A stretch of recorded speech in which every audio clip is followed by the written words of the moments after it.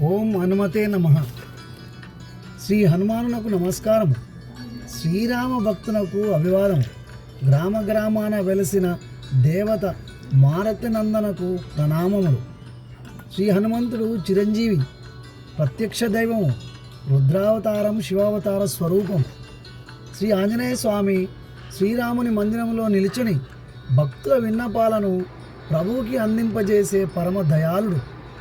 భూతతలంలో పర్వతాలు, నదులు ఉన్నంత వరకు రామాయణ కథ లోకంలో వ్యాపించి ఉంటుంది. రామకార్యమే లోకకార్యమే. రామాయణం చరిత్ర పఠనం, రామకార్యం ఎక్కడైతే ఉంటాయో అక్కడే హనుమాన్ ఉంటాడు.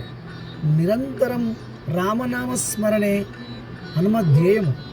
హనుమాన్ సర్వదేవతల వరప్రసాదుడు, సాహసానికి ప్రతీక, మూర్తి భవించిన తేజస్సు.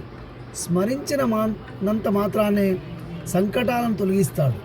శ్రీ ఆంజనేయ స్వామిని శీఘ్రం ప్రసన్నం చేసుకోవడానికి వివిధ స్తోత్రాలు, సుందరకాండ పారాయణం, ఆంజనేయ దండకం, హనుమాన్ చాలీసా పఠనం చేయడం.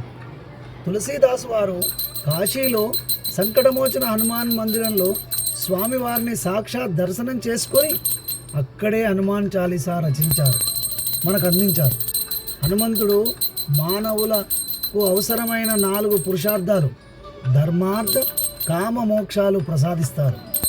హనుమాన్ జయంతి రోజున మరియు ఇతర రోజులలో మానవులు పవిత్రమైన మనసుతో సంకల్పించి ఆంజనేయ స్వామి భక్తి శ్రద్ధల పూర్వకంగా పూజ, మంత్రజపం, స్తోత్రాలు పఠనం చేసుకోవాలి. వీటి ద్వారా హనుమాన్ భక్తులకు సమస్త భయాలు, దోషాలు నివారించి మనోవాంఛలను నెరవేరుస్తాడు. ఓం హనుమతే రామ.